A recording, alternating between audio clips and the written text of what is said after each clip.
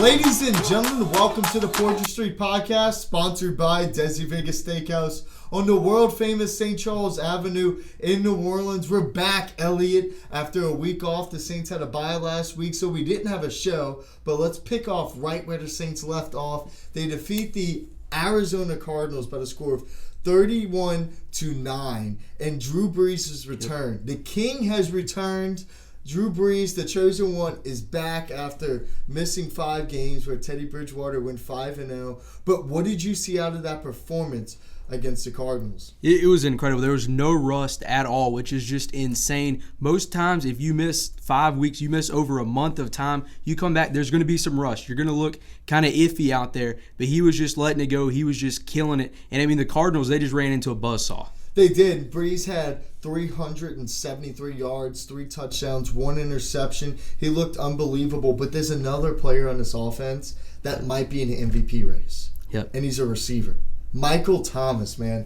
Michael Thomas had 11 catches 2 Sundays ago against the Cardinals, 112 yards, 1 touchdown. And so far this season, he's on pace to break the all-time catches mark in the season. Marvin Harrison had it, and right now he has 73 catches, 875 yards, and those 73 catches, the most impressive thing is his only 89 targets. Yep. So basically, every time you throw him the ball, it's a catch. What about Michael Thomas? I mean, he's living up to the nickname of Can't Guard Mike. I mean, he's just living up to it. Nobody seems to have an answer for him. And the impressive part is he's done it with 2 different quarterbacks. It's not as if it's just been, Drew Brees, one of the 4 or 5 greatest quarterbacks of all time. It's been Drew Brees. Teddy Bridgewater is a pretty good quarterback, as we've seen, but he's not quite to the level of Drew Brees. So when you look at this season, I mean, having to go from starting the season with Drew Brees, then going to catching passes from Teddy Bridgewater, then coming back to Drew Brees and still just dominating through it all.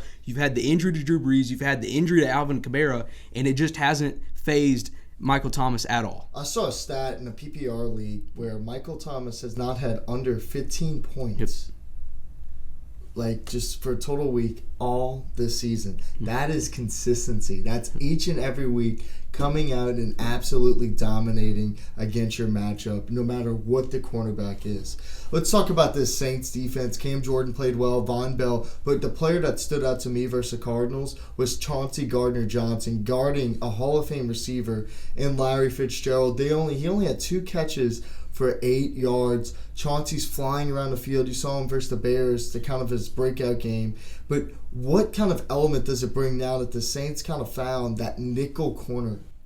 Well, with a defense, it's kind of like really defense in any sport. The offense, it just seems that the ball finds your weak spot. But if you can just build a defense that really, 1 through 12 is we know you got to have 12, 13 guys on defense when you factor in the 5th defensive back and the nickel back. But when you're able to have a nickel back in today's NFL where it's 3, 4 wide receivers and you've got tight ends that are basically receivers out there, you've got to have 5 good defensive backs on the field. And so being able to have somebody that steps into that 5th defensive back spot, and it's just huge for the defense. And again, we've talked about it. This is a Saints defense that it's not just 1 or 2 star players.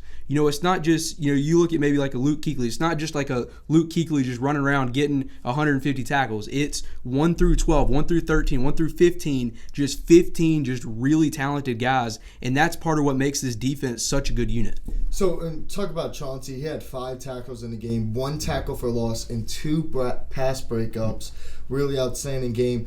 But where this team, I think, is best, and when you build an NFL team, I think you have to build through the lines, right? The 49ers have a great offensive line, great defensive line. You see they're playing really well. The Patriots and the Saints as well. This Saints offensive line has been playing really well, protecting, Teddy Bridgewater through those 5 games, because the first few games they struggled a little bit. But they've been really good lately, and then Latavius Murray running the football. But this defensive line, we keep saying it each and every week, is absolutely dominating as well. And to me, if you're an NFL team, Elliot, and you look at the Browns, they build through the skill players, so to speak, right, with Baker and Odell and Jarvis, and then they got Kareem Hunt. You have to build through the lines to be a competitive team. That's right. There's a reason when you look at most rosters, usually the highest paid guy is the quarterback, but then usually for most teams, the second highest paid guy is their left tackle, and the third highest paid guy is usually a defensive end. There's a reason that those are the two big money positions, the tackle positions and the DN positions, because most NFL front offices know that's where you've got to win games. Those are the positions that it really matters. If your quarterback doesn't have enough time to pass the ball, it doesn't matter how good he is. If your receivers don't have enough time to run their routes, it doesn't matter how good they are. And you can have the best cover corners in the league, but if they're having to cover people for 4.5 seconds every time, it doesn't matter. They're going to get beat eventually. Eventually, receivers are going to get open. So if you can dominate in the trenches on the offensive and defensive lines, we look at it. That's why the SEC has had so much success in college football, because for the most part, they have the best offensive and defensive lines in the country. And when they get out and they play teams in other conferences, they're able to just really control the game because of their offensive lines and their defensive lines. And that's what you've really seen the Saints, other teams. I mean, the Cowboys, they've invested a ton of money in their offensive line throughout the past few years. The Raiders invested a ton of money in their offensive line. And so I think with the Saints, they're really just able to dominate games at the line of scrimmage because of those offensive and defensive lines. Well, talk about this Saints offense, this defensive line. They only gave up 40 yards rushing versus the Cardinals on 11 carries. And so far this season, last year, they were ranked second against the run.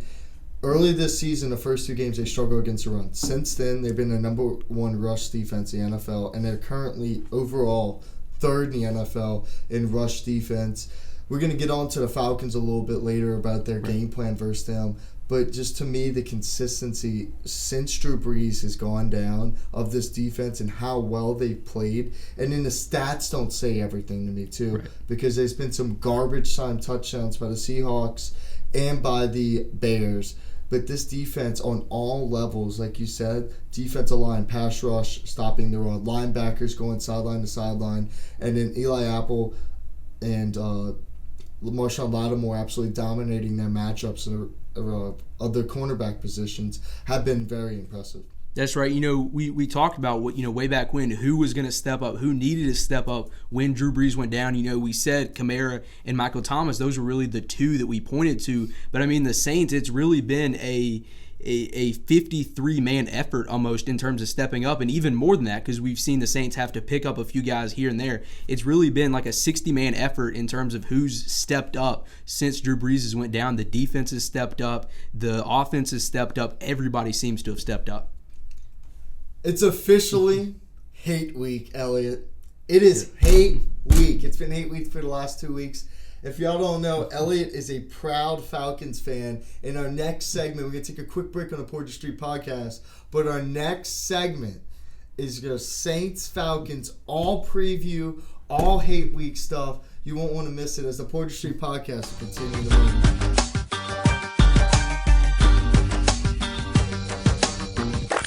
Welcome back to the Poydras Street podcast. It's officially hate week, Elliot. It so is. Get it out. Get your hate for the Saints out right now. Let's hear it. Falcons might be, struggling a little bit this year. Might be 1-7.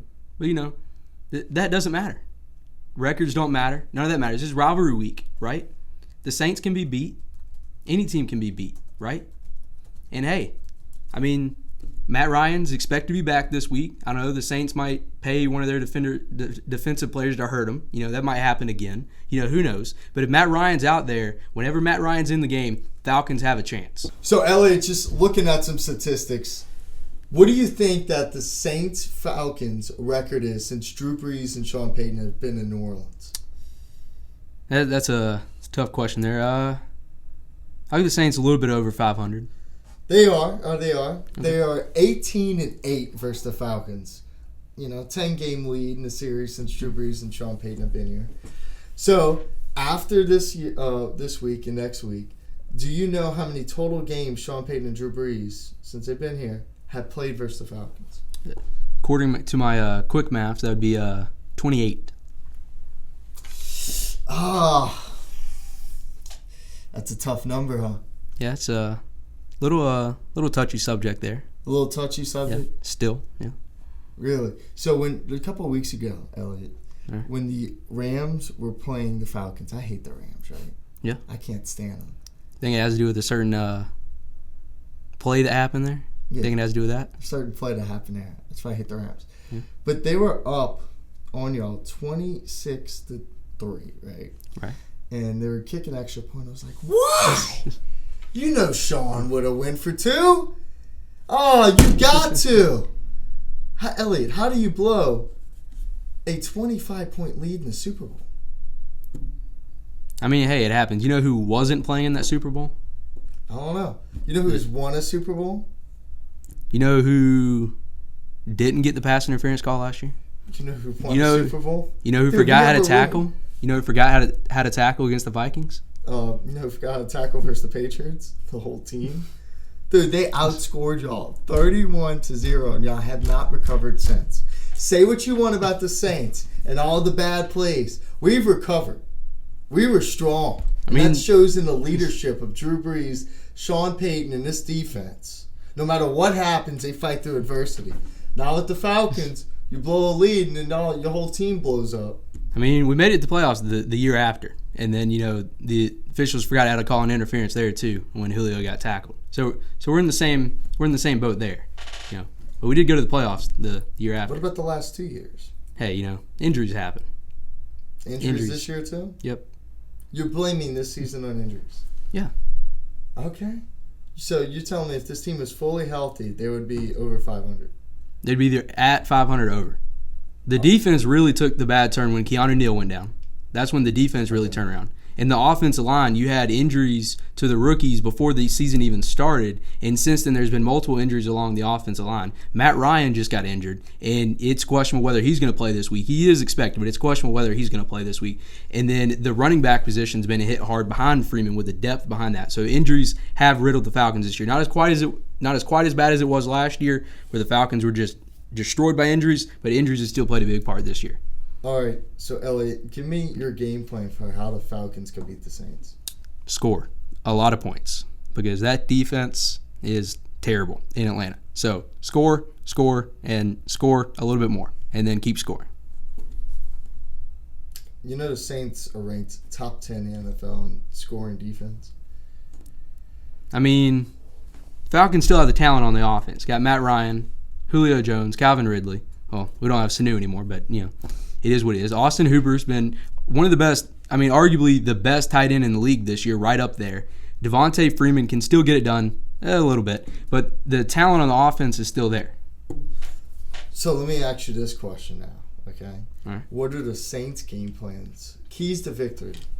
Saints keys to victory. I think it's just got to be to run the ball, whether it's Kamara, Latavius Murray, whoever it is running the ball. I think the Saints need to run the ball, keep the Falcons' offense off the field, and just go on just long drives because the Saints are going to be able to go on drives, I think, against the Falcons' defense. So the Saints, if they can have 8, 9, 10 play drives, I think that would be very beneficial for them in terms of keeping Julio Jones off the field. And so they don't have to worry about a shootout. They don't have to worry about, even though they do trust their defense at this point, they don't have to worry about it if they can keep their offense on the field against a much maligned Falcons defense. So my keys to victory, Elliot, are just simply, the Saints need to start fast. They need to create turnovers defensively, and they need to score and capitalize on those turnovers. Saints struggled a little bit in the red zone this season, and I want them to see them capitalize in the red zone. Get 7, not 3. This is a Falcons team, as you said, wants to come on the road and shock the Saints and play spoilers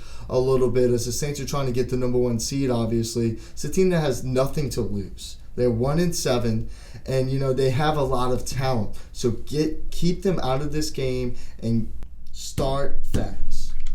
I'm not saying this is exactly the same situation, but this game kind of almost reminds me several years ago when the Panthers were undefeated. It was either last week of the year or second to last week of the year, and the Panthers were undefeated, and they were playing the Falcons, who were not a playoff team that year, and the Falcons came in and won that game, kept the Panthers from going undefeated that year at 15-1. That was the year the Panthers ended up going to the Super Bowl that year. But this almost kind of reminds me of that same situation with the Falcons team that has plenty of talent trying to play spoiler. I'm not necessarily saying that's going to happen, but I'm saying I could see potentially a very similar thing to that happening.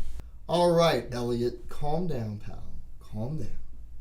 Now it's time for our interview with Chris Hagan of Fox 8 in New Orleans. I interned with Fox 8 a couple years ago. Chris is a great guy.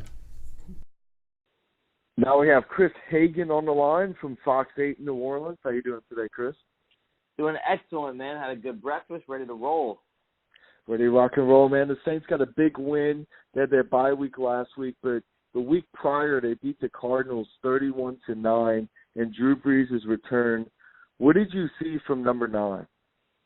I think I saw about what we expected, and that's a quarterback that had missed some weeks, right? That had missed 5+ weeks, and so he was going to be a little bit rusty. That first half, it kind of reminded me of the season opener against the Texans, where things weren't quite clicking a little bit, and then in the second half, they were able to open it up a little bit more. Brees obviously looks more comfortable, and once it clicked, he was back. I mean, he was making adjustments at the line of scrimmage. He said he changed the route that Latavius Murray ran on that touchdown pass. He was making the right throws. He was sharp. The slant to Thomas was on. I think Brees came back and performed well in that second half to shake off the rust and show you, look, he's still got it, and it doesn't take long for him to get back in a rhythm.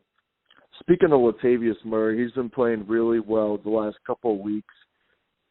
AK is still limited at practice. Do you play AK on Sunday, and if you do, how much?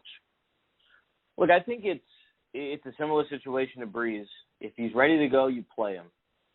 But I think from what we've seen with Latavius Murray, I don't know if you even have to put Kamara on a snap count. I would hope that naturally Peyton has seen what Murray can do and seen that he can be an effective enough pass catcher and a great downhill runner, obviously, and say, even if Kamara is 100%, I don't have to give him 25 snaps, you know. Now, obviously, 25 touches. Obviously, you want to get Kamara the ball at least 15 times a game. I think that'd be the perfect spot to kind of balance him and keep him fresh. But whether he's 100%, whether he's 80% and giving it a go, whatever, I think Murray has shown enough to take a lot of pressure off Kamara, and I'd expect to see that going forward. A guy who's kind of, been consistent for the Saints offense basically for the last 3+ years is Michael Thomas. Mike's on pace right now to break Marvin Harrison's single-season receptions record. Is he in the MVP race? Well, it's a unique situation. If he were doing this with Drew Brees all season long, I would say no, because it's Drew Brees, it's this offense. It would have been the passing game you expected, and the targets you would expect from Michael Thomas. But because Brees was hurt, Teddy Bridgewater comes in, and Michael Thomas doesn't take a single step back production-wise and immediately becomes a safety blanket. Mind you, while Jared Cook missed time, while Kamara missed time, while Traquan Smith missed time, and teams knew Michael Thomas was still going to be the go-to guy, and he still got his numbers and still affected the game in a big way, I think he should be in the conversation. It's just really hard when the NFL golden child Russell Wilson and a couple others are probably going to be in there at quarterback as well. It makes it a little bit tougher. And then you have McCaffrey, too, who's playing lights out as well. Chauncey Gardner-Johnson, we saw him in training camp kind of, have a little spark plays. The past 2 weeks, he's really stepped up in place of P.J. Williams, who had the suspension. Do you think that going forward that Chauncey's going to be starting at that nickel spot?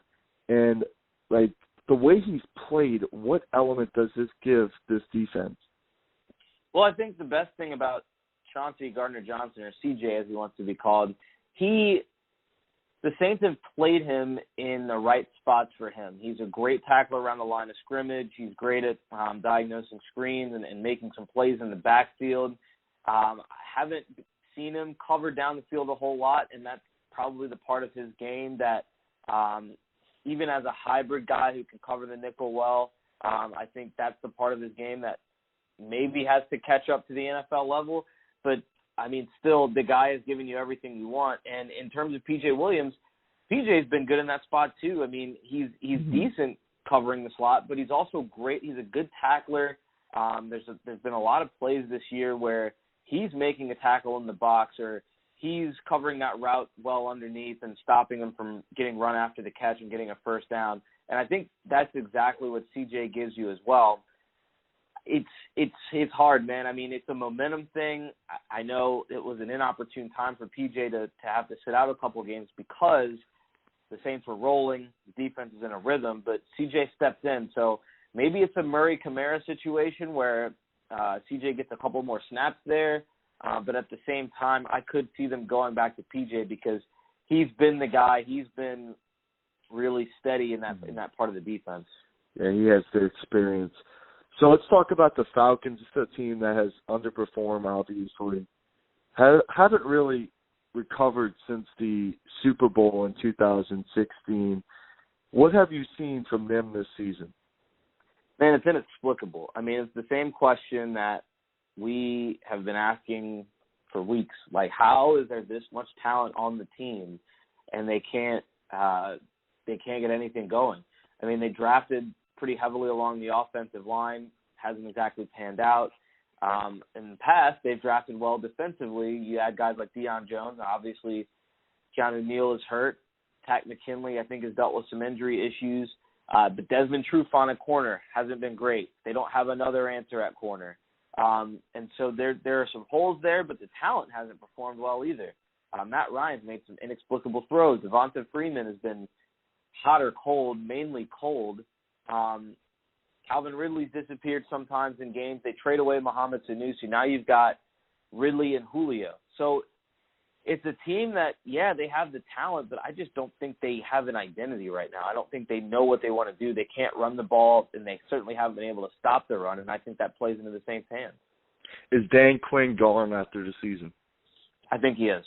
I was honestly surprised he lasted as long as he did. I thought that probably around week 6, after one of those losses, he would have been toast, and then all of a sudden, Arthur Blank says, we're going to give him the Rams game and the Seahawks game and see where we're at the bye week, and they get beat. And he's still there. Now, the Cardinals game, they've lost some close ones. That's on Matt Bryant missing an extra point. They've had some other close games that they probably feel like they should have won. But, look, I think just the fact that this team hasn't found an identity and that they have all this talent and they've taken a huge step backward, I think you've got to rework something there. So what do the Saints have to do to win this game? What are your keys to victory? I would say run the ball well and win at the line of scrimmage. I mean, whether you're using Murray, whether you're using Kamara, that has been the constant, especially with Bridgewater in, that they've been able to run the ball well or use those guys effectively. And then defensively, get after Matt Ryan. I mean, even though they've drafted well for that offensive line, it's still a group that hasn't really meshed. I think there are chances to put a lot of pressure, especially with the way the Saints defensive line's playing on Matt Ryan, make him make some bad throws. And then take away Julio Jones. Like I mentioned earlier, Mohamed Sanu not being there helps a lot. Not slighting their third wide receiver now, but just, that's a talented guy that's no longer in the building. I think you can afford to, maybe give Ridley or Jones a little more attention. Jones is obviously a guy you don't want to leave one-on-one too much, even if you do have a corner like Lattimore. But, you take him away and you can take a lot away from this offense right now because they haven't been able to run the ball, and this will not be the week they get that going against Demario Davis and A.J. Klein and that solid group of linebackers and a great defensive line. Do you have a score prediction? If I have a score prediction, let me think. I'm going to say 34-17 Saints. All right. One final question. As an LSU grad, what happens this weekend? Man, look, I said it on our own podcast, the Fox 8 Overtime podcast this week. I think LSU wins. And it's something I every week up until now, I said it was going to be Bama. And then I just think LSU wins. I know Tua – look, I'm not discounting Tua because he'll be a little bit hobbled. It just takes away part of that game. I just think for the first time, LSU can go in there and score with Bama. And I like the mentality of this team. I don't think they're psyched out. I don't think they're afraid. I think it helps it's a 2:30 game. You can treat it as any other game, and I expect them to be locked in. All right, Chris, thanks for joining us. Welcome back. Chris is a great guy. Thanks for joining us, Chris. But now it's time for Look at the Details. Look at the details. Oh, Lord. Look at the details. Oh, Lord. So you're going to have Chauncey Gardner-Johnson right here on the slot receiver. And the receiver is going to run a simple out and up. Chauncey's going to play this perfectly. He's going to stay on his hip, and he's going to turn around back to the ball, and he almost gets an interception. Both players are kind of fighting for the football, as you see right here. Out and up. He's staying on his hip. Ball's in the air. He's going to turn his head to the ball, and both are kind of fighting, and the receiver makes a good play to make sure Chauncey doesn't get the interception. But absolutely beautiful coverage. As we've been talking about Chauncey, the flag didn't count. I've been talking about Chauncey lately and the plays that he's been making on his defense. He brings a different element to the Saints defense, especially secondary, as we're going to watch on this formation here. See, both players are fighting for the football. And the receiver keeps Chauncey from making an interception. So it was a good play. So the Saints here in the red zone. Latavius Murray is going to run a similar route as Alvin Kamara does. He can either have an option route where he's going to come. He can either go in or he can go out. The linebacker is going to bite in, so he's going to go out. Drew Brees hits him in perfect stride for an easy touchdown. So you see, Murray's going to run. Simple option route. Pitch, catch, great block by Josh Hill. Touchdown Saints. So we're going to see Sean Payton setting up another play here. Taysom Hill right here at fullback. Taysom's been really good as a fullback in the Saints offense, blocking this defensive end usually. So they're going to put Taysom in motion, and the defense is simply going to think this is a run play, right? But instead, Brees hikes the ball, and Taysom goes straight out. Michael Thomas is going to run a pick play, and this linebacker is not even there. Brees sees it, gets it to Taysom. Great play design. And Taysom absolutely loves to hit people. And watch him get up and tell this safety that he's little. Here we're going to look here at the Falcons, and they're in the red zone here, and they're going to send Calvin Ridley up here in the top in motion, but then he's going to come back across and send the defensive backfield into shambles. Two men are here going to collapse down on Austin Hooper, while two men are over here covering Julio Jones, and that leaves Calvin Ridley wide open here in the flat. He's going to make a man miss, and then he's going to be able to beat several Cardinals defenders into the end zone, and this just shows how dangerous the Falcons offense can be. Here, this is a big third down for the Saints as they're beginning to try to pull away from the Cardinals here. The Cardinals are going to bring a whole bunch of pressure here off of this edge. Drew Brees is going to read that, and he's going to slip the ball to Josh Hill, who runs a route right here where the blitzers just left, and then Brees is going to be able to get the ball off before the blitz is able to get home. He's just going to slip it through there, and this is ultimately a big gain that leads to a Saints touchdown. Welcome back. Now it's time for the best thing on Twitter, and this week it's for a feline, Elliot. A little cat got on the field, and Kevin Harlan he's known for TNT, and he also does the radio broadcast for Monday Night Football, had an absolutely great call. He's walking. He's walking to the 3. He's at the 2. And the cat is in the CDW red zone. CDW, people who get it now, a policeman, a state trooper has come on the field, and the cat runs into the end zone. That is a touchdown. And the cat is elusive, kind of like Barkley and Elliott. But he didn't know where to go. Look at, they're trying to corner him, and they got him in the end zone.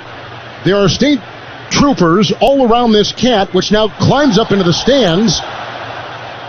And the fans are running for their line. Now it goes back on the field again. And it's running in the back of the end zone. And it runs up the tunnel. So, Elliot, if you're in our business, right, and you're calling games, you have to do things like that. It's a golden opportunity. Yeah, unexpected things happen all the time. That's kind of the beauty of sports, is just out of nowhere, just crazy things happen. And I think that really shows what makes a great broadcaster, somebody that can just think on their feet, start doing some of that stuff. And I love the fact that he tied in a sponsorship into it. That was just crazy. But I was watching the game, and I was just sitting there, I was kind of half paying attention. I was working on stuff, and I looked up, and I was like, wait, is that a cat? Like, is that a cat on the field? And then I was just dying laughing, watching the security guards try to chase it, and it was just weaving in and out. And then it was just like, all right, that's enough. Just runs in the tunnel, disappears again. Who knows where that cat is right now? Who knows? He's chilling, man. Yeah. He's having a better year than the Jets. Yeah. I saw next gen stats on this cat, and he ran 176 yards, right? And 14.3 miles per hour, right? Yeah. Number 1 draft pick. I'm going to tell you what, this cat's got a bright future. But on to Kevin Harlan, too. This isn't the first time he's done this. He also had a call a couple years ago. We're going to show you this, too, where there's a drunk fan on the field, right? And he was breaking down the drunk fan on the field running. And he was like, and tackle at the 40-yard line. It was a great call then. And it just, it shows how great of an announcer Kevin Harlan is. Hey, somebody has run out on the field. Some goofball in a hat and a red shirt. Now he takes off the shirt. He's running down the middle by the 50. He's at the 30. He's bare-chested and banging his chest. Now he runs the opposite way. He runs at the 50. He runs at the 40. The guy is drunk, but there he goes. The 20. They're chasing him. They're not going to get him. Waving his arms, bare-chested. Somebody stop Look that out. man. Here comes the blue coat, Oh, Kevin. they got him. Here They're comes coming the from blue the coats. left. Oh, and they tackle him at the 40-yard line. Elliot, just that call, I don't know which one was better, the cat call or that one, but they were just so awesome, man. Yeah, you could tell it was authentic. That's just when those moments happen. That's just him. You can just see that's just his personality, and that just shows how great of an announcer he is. And I tell you what, I noticed in that highlight of who the coach of the Rams was, and Jeff Fisher, and he's kind of known for his mediocre coaching. He's kind of an 8-8 guy, but that call So there was definitely for the Falcons. Yeah, maybe the Saints the last couple of years back before they got good, all 7-9. But that Harlan's call was definitely not mediocre. Definitely better. He's definitely better of a commentator than Jeff Fisher is as a coach. All right, Elliot. So now we're going to break down the NFC South matchups this week. Obviously, we got the Saints, Falcons, but also the Panthers versus the Packers, a very intriguing matchups. Both teams are in the hunt in the NFC. The Packers for the NFC North, the Panthers for the NFC South, and definitely a wild card.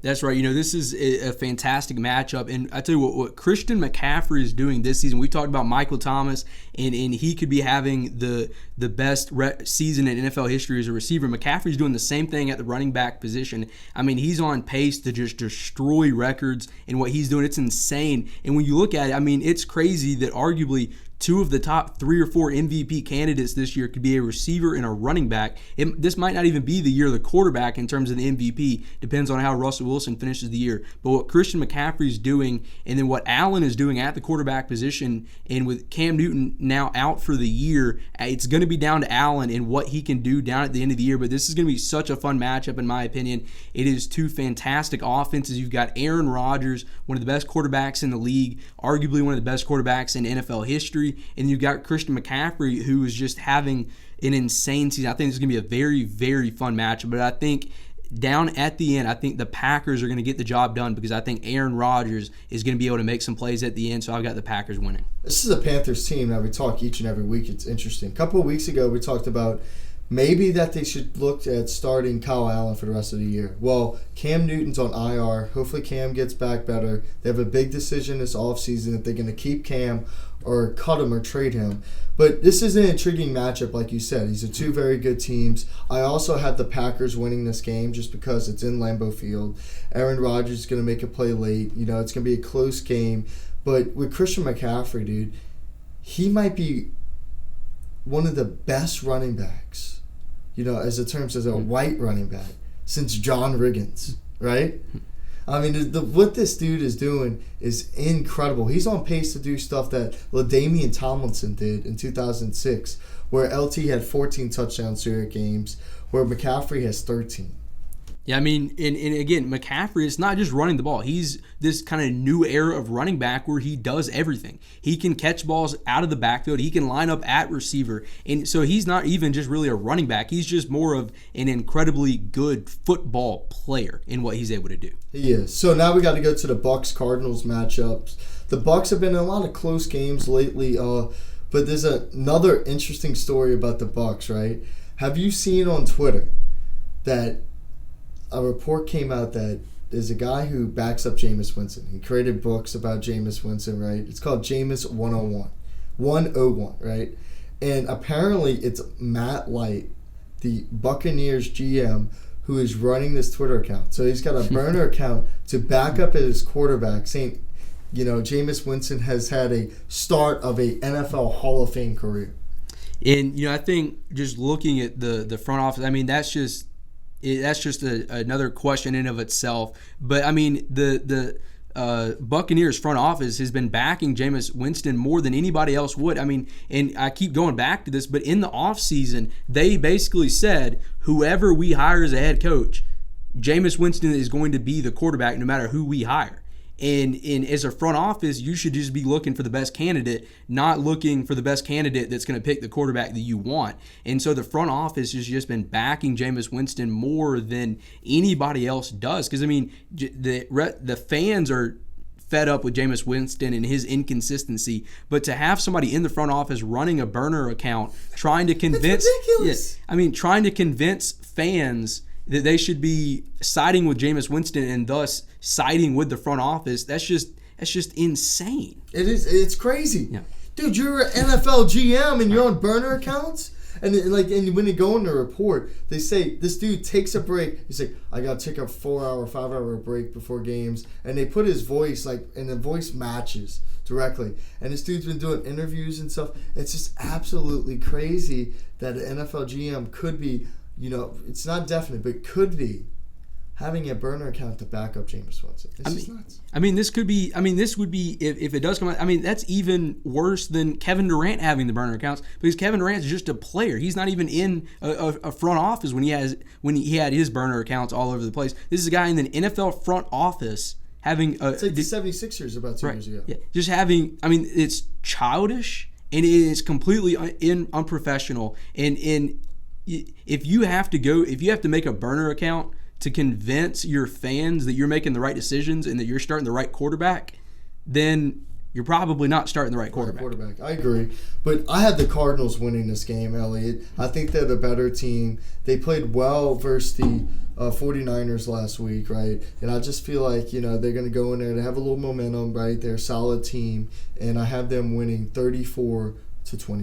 This is two teams that are probably a little bit better than most people expected heading into the year. I don't think many people expected the Cardinals to be as good as they were heading into the year, and I'm one of them that wasn't expecting them to be this good. And the Buccaneers, you said, they only have 2 wins this year, but they've been better than their record has shown, which is better than most people expected. So I think this is going to be kind of a low-key entertaining game going into the week that most people probably aren't looking at, but I think it's going to be an entertaining game. But I've got the Buccaneers coming through and getting it done this week. I think Mike Evans is going to have a big game, and I think he's going to get it done. He's going to be the guy. I think he's going to have over 100 yards in this game, and I think the Buccaneers are going to win a tight one, 24-21.